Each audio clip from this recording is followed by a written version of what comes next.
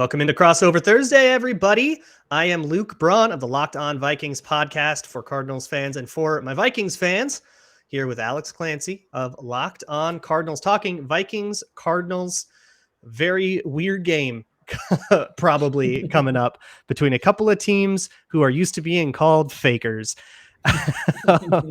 This Crossover Thursday is brought to you by Prize Picks. Prize Picks is daily fantasy made easy. Just pick 2 to 5 of your favorite players and whether or not they will do better or worse than their Prize Picks projection. If you're right, you can win up to 10 times your money. And if you go to prizepicks.com or download the app, you can use promo code LOCKEDON on sign up to get a 100% deposit match up to $100. That is prizepicks.com or download the Prize Picks app. Alex, tell me what I need to know about the Arizona Cardinals. Will Kyler Murray show up to this game, or will he be too busy playing the new Call of Duty? I mean, I'm really happy that they won on Thursday against New Orleans when Modern Warfare 2 or whatever it is came out. Because if they would have lost by 40, it would have been this storyline that would never end. At least it's been subsided for now, I think. But now it's the new multiplayer. So the game came out and everybody could play the campaign. Nobody cares about the campaign. Now it's the multiplayer. This is what gets people stuck. So this is really the week where we got to worry about that homework clause. Got it. I just passed out. I just fell asleep when you were telling me that because I was so bored. So I don't know, I don't know exactly what you're talking about. I get it. Multiplayer, I get it. No, so here's the thing. The thing about the Cardinals, and I know it's a great joke, and that's one of those weird stats where it's like it can't be coincidental or circumstantial. Random coincidence. It can't be. There's no way an NFL player is getting wrapped. I don't know. I mean, it happened to Paxton Lynch. So, yeah, and Paxton Lynch is making about as much money as I am right now, wherever he is. The interesting part about the Cardinals moving on, and as we talk about this matchup, we're going to get into the key matchups that the big storylines and everything. But do you think, before we jump in, do you see a direct correlative storyline-wise from the Cardinals starting 7-0 last year to the Vikings starting 5-1 this year, where it's like the Vikings, it didn't come out of nowhere like it seemingly did with the Cardinals, where everything that happened in a vacuum for them? But is the fraudulency or potential of it in Minnesota palpable among the fan base? Yes. So the wins are super fake feeling. You get you could discredit every one of them if you really tried. You could, they beat Aaron Rodgers week 1, but week 1 Aaron Rodgers has been weird for a while. It's a fluke, whatever. Like, they needed a double doink against the stupid Saints that you guys just put up 42 on. They gave up an 18-point lead against Chicago and Justin Fields 4 days before they had that Thursday night game against the Commanders that proved that they were very bad. They barely beat the Lions. This last game against Miami, it was 2 backup quarterbacks. You could go through each and every one. And we've had those conversations on Locked On Vikings a lot about is it real? What is real? Does it matter if it's real? Where we're at right now, my opinion of the Vikings is that they're probably closer to a slightly above average team. Call it a 6-5 finish the rest of the way. Well, that would be 11-5 or 11-6 and probably an NFC North title. So does it matter anymore? They're 5-1 and there's a positioning thing to even with the Cardinals, they kind of totally collapsed, still made the playoffs. Right. And it's a matter of, will they be a paper tiger in the playoffs? But I think the key difference to me is, and I believed so hard in those Cardinals. I think I talked to you about it last year. Oh yeah. They were one of my favorite teams to watch. And I think the key is that these Vikings are learning new stuff. And the biggest problem right now is guys having a new job than what they've had for the last 8 years under Mike Zimmer and not being used to it. The progressions are a little different, and Kirk Cousins is still learning that stuff. The Eric Kendricks is doing more spot drop zone than he's ever done in his career, and he's struggling with some of those things. Danielle Hunter is rushing from a 2-point stance. He's backing off into coverage. He's reading plays differently. Everything's a little bit slower. And what I've noticed, and this is super subjective, but what I've noticed is every game, that stuff has gotten a little bit cleaner. And so the hope is they can kind of come out of the bye with a little bit of a self-scout and get those things together and hopefully get better as the year wears on and not worse. That's the difference. But in terms of the first few games, don't start putting your money on Vikings Super Bowl futures just because they started 5-1. They're closer to the way we look at the Giants 5-1 right now than the Bills 5-1. Yeah, no, that makes sense. And I think with the Cardinals, it's more the way I've talked about it on Locked On Cardinals is the only thing that's worse than having a problem is not knowing why there's a problem. And I feel like offensively, we are witnessing we don't know what the hell's going on and why there's a problem. Really? Is it That's what I was going to ask you. Is like, what's wrong? I mean, well, because we don't know. Like, so confirmation bias is abound in Arizona. If you believed in Cliff and Keim this offseason and everything, well, it's Kyler's fault. If you are a Kyler Murray guy like I am, it's this offseason has been like, pay the dude, shut up, and let's play football. And now those two, like, it's like with the Pacific and Atlantic Ocean meet. It's like, what is going on here? And is it Kyler not emerging as a guy you thought would be an elite quarterback? Or is Cliff Kingsbury not building an ecosystem like he's supposed to in massaging and grooming a young quarterback into being great? And when I see Brian Daboll over in New York, it's like it took a head coaching change to turn Daniel Jones into a 6-1 quarterback. And that's not all him. It's the defense. It's Saquon Barkley. It's lucky bounces. But I feel like Kyler Murray is doing it more on his own than other elite quarterbacks or potentially soon to be elite quarterbacks. And I think that's the oil and water that we're seeing. And the defense has kept this team afloat. Even though you look at the points against, it's brutal. They gave up 78 points, I think, in week 1 and week 6, or week 1 and week 7 combined. But between that, they gave 44 burger to Kansas City week 1. So like you throw that week 1 away, they've given up 23 points or less in week 2 through week 6. And they're looked at as the strength and stability of this team when that's not what they're built to be. They're not built to win games. They're built to set the table for the offense to eat. Sure. Do you think DeAndre Hopkins fixes like some portion? Like what portion of this does it fix to have like your number one dude back? It did it for a week. And then now it's can Cliff Kingsbury build a game plan where everybody on the planet knows there's going to be double, there's going to be spy, there's going to be triple. They're going to bracket DeAndre Hopkins to take out of the game, you would think, and make Cliff Kingsbury build a game plan around that. And we'll see what happens. Maybe we have a matchup here then, because the Vikings building game plans against mobile quarterbacks has been something of a thing. And just the defensive coaching in general and the scheme. You would think they would do some of the obvious stuff, but they are very much... We'll talk about it in a sec. They're very much in this is the game that we play, and we're just going to try to execute it as well as possible, and whatever you do against it, whatever.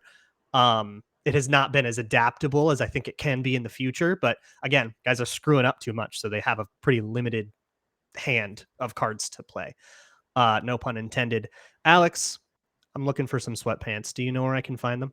So we were lucky enough here at the Locked On Podcast Network, your team every day, to get Bird Dog's attire. I got the sweatpants and I got the shorts, both of which have liners in them. It's starting to get cooler here in Arizona and then across the country, obviously a little bit even more cool. Here's the thing, okay? I'm not a sweatpants guy.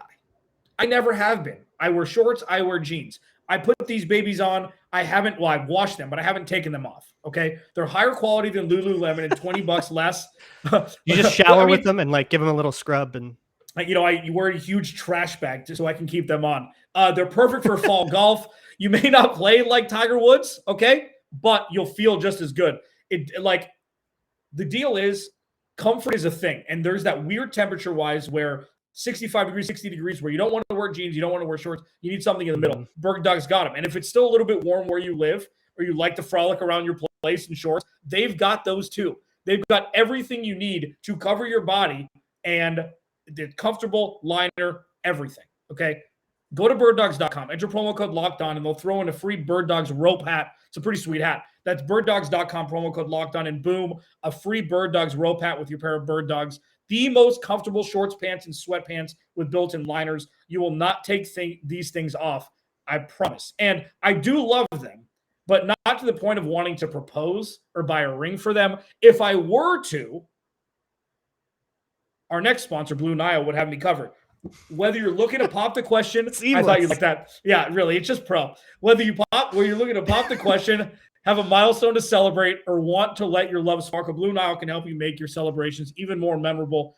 They're the largest selection online, independently graded diamonds and pieces priced significantly below traditional retailers. They've helped millions of couples create their perfect engagement ring. And the biggest thing here, I don't know anything about jewelry or rings or anything. They've got 24/7 support available via phone or chat to help you find a memorable gift at every budget. Like they walk you through. That's the coolest thing about this company, besides the actual jewels themselves. Shop stress-free with Blue Nile's 100% satisfaction guarantee. All Blue Nile orders are insured and shipped for free in discreet packaging. Make your moment sparkle with Blue Nile. Go to BlueNile.com and use code LOCKEDON to save $50 on your purchase of $500 or more. That's BLUENILE.com, code locked on to save $50 on your purchase of $500 or more. BlueNile.com, code locked on.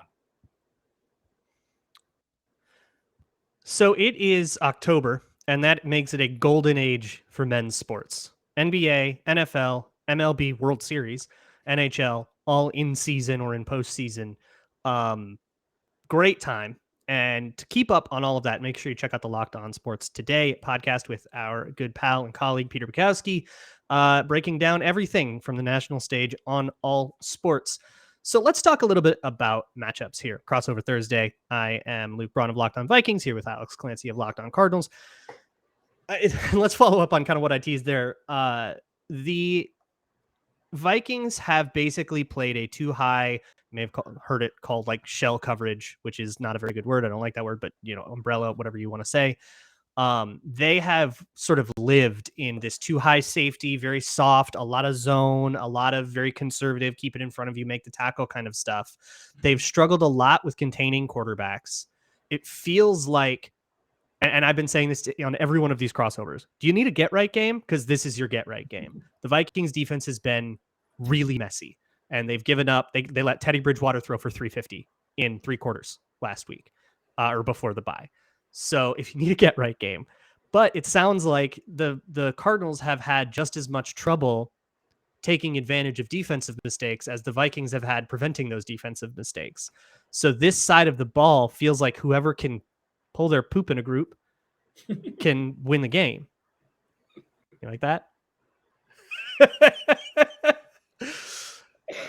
Oh, God, I'm going to use that. That is the PG version of one of my favorite things to say. Nice work. Yep. Anyways. We're going to keep that explicit rating off of this. What do we got? We got 18 minutes. Leave me a minute. Oh, that was so good. I say that all the time. Oh, it's so good. That's so good. Yeah, it's interesting, Luke, because the Cardinals offense now is going to look different than it did through the first 6 weeks, having DeAndre Hopkins back, Robbie Anderson. I talked about this before the Thursday night game.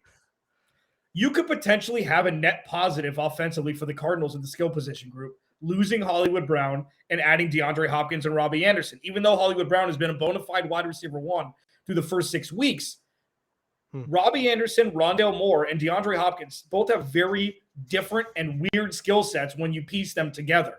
And yeah, you got a speedster, you've got an underneath kind of shifty dude, and then you've got DeAndre Hopkins. Yeah, who's just so, yeah, I mean, I'm curious to see what the game plan is going to look like defensively. And listen, if there's ever a get-right game that Kyler Murray needs, he needs to throw for 300 yards and 3 touchdowns.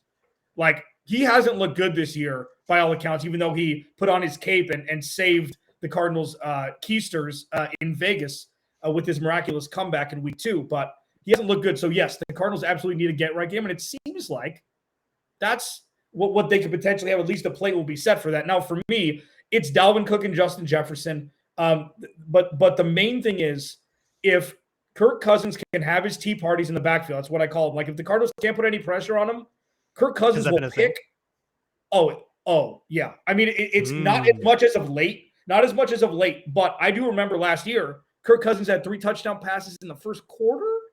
Or in the first quarter and a half in Arizona. Something like that. There was a bust in there, like a really bad coverage bust in there. There was some weird stuff. That's right. That was a weird game.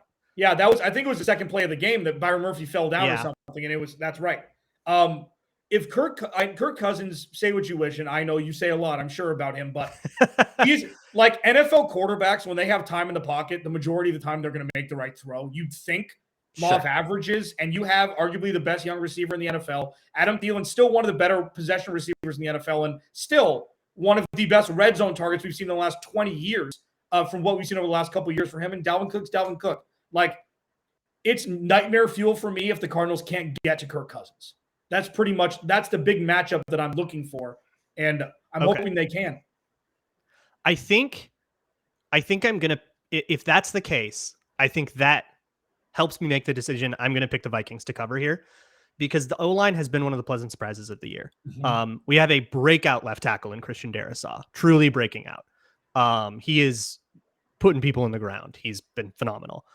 The interior has been a lot more sound. I would still say the interior offensive line is, like, of anything on the offense, is probably the weakest spot, but it's not what it's been in previous years where those guys would hold the team hostage. It's like, yeah, you could probably get a pressure or two up the middle, but nothing more than anybody else is suffering.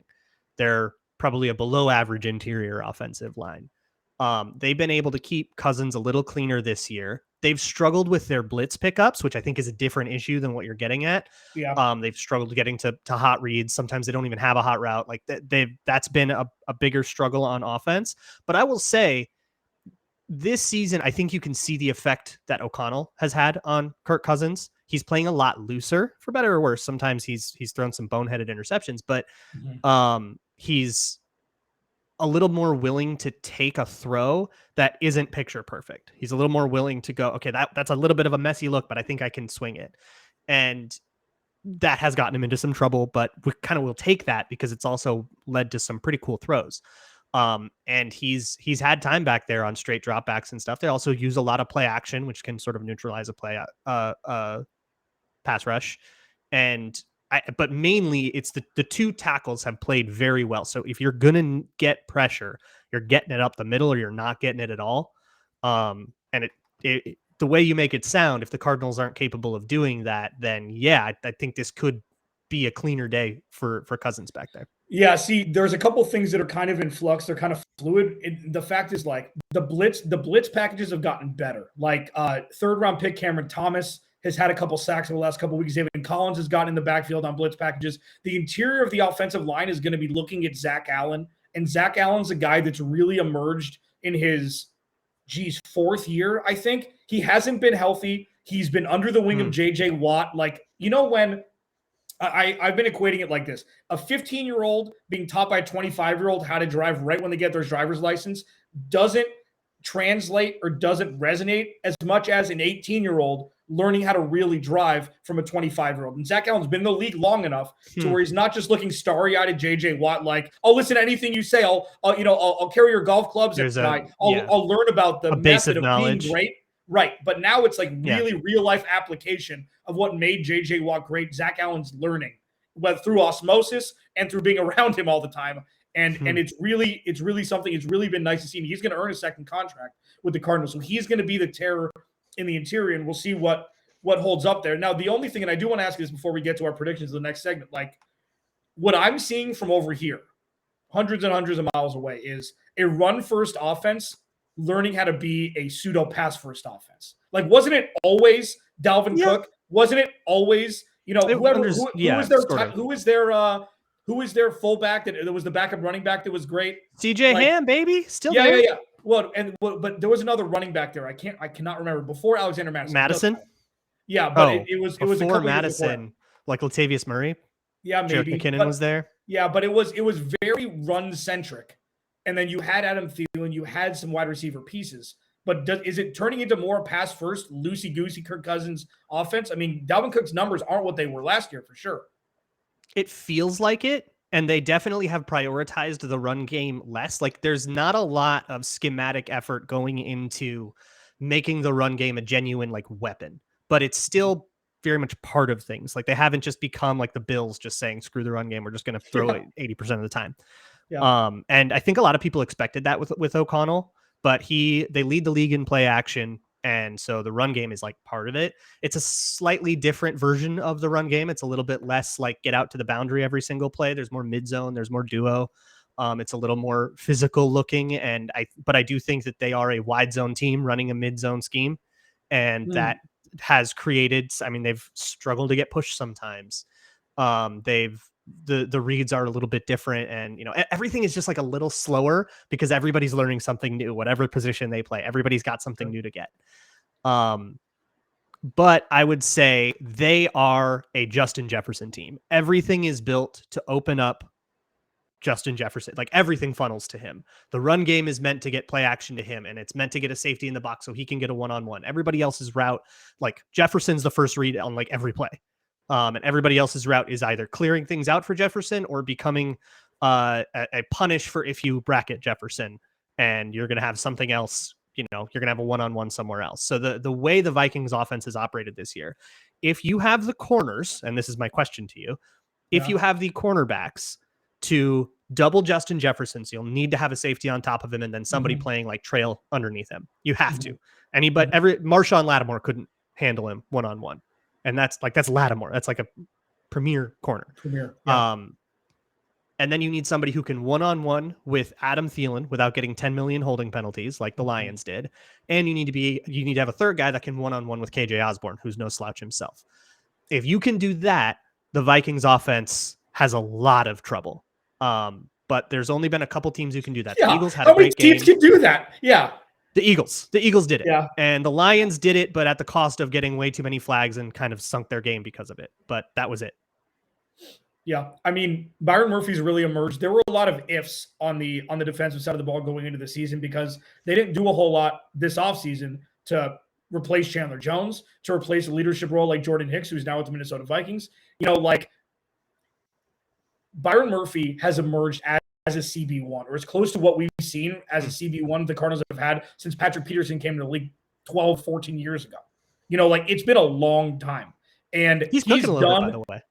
Huh?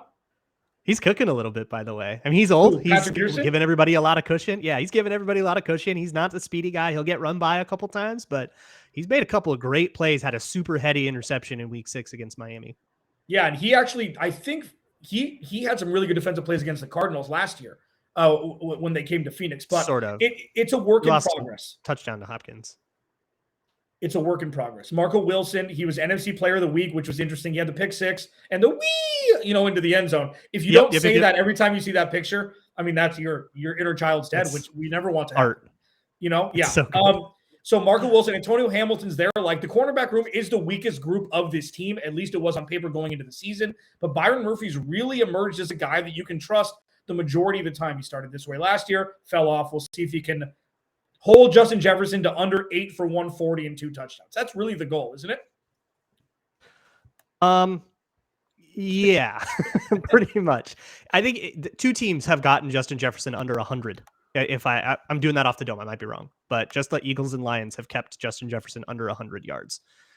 He's gotten 100-yard games in the other 4 of 6. It's been pretty crazy unless you sell all the way out to stop him. And if you sell all the way out to stop him, you can still lose the game. So I'm looking at the over-under right now at BetOnline, and we'll talk about that in a sec, and we'll do our predictions coming right up. SimpliSafe. Here's a sports analogy for you. I like to mix it up. SimpliSafe is an entity in and of itself.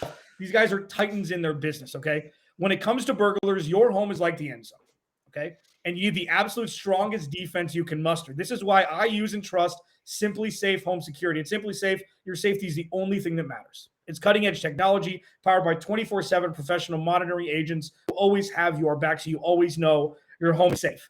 Okay, with 24/7 professional monitoring, as I mentioned, SimpliSafe's agents call you the moment a threat is detected and dispatch police or first responders in an emergency, even if you're not at home or can't be reached. SimpliSafe blankets your home in protection with advanced sensors for every room, window, and door, HD security cameras for inside and outside your home, smarter ways to detect motion that only alert you when a threat is real, not when it's your cat or bunny rabbit if you're Luke Braun jumping around, and even hazardous sensors that instantly detect fires, floods, and other threats to your home. Customize the perfect system for your home in just a few minutes at simplisafe.com/LockedOnNFL. Save 20% on your SimpliSafe security system when you sign up for an interactive monitoring plan and get your first month free. Visit simplisafe.com/LockedOnNFL to learn more. There's no safe like SimpliSafe.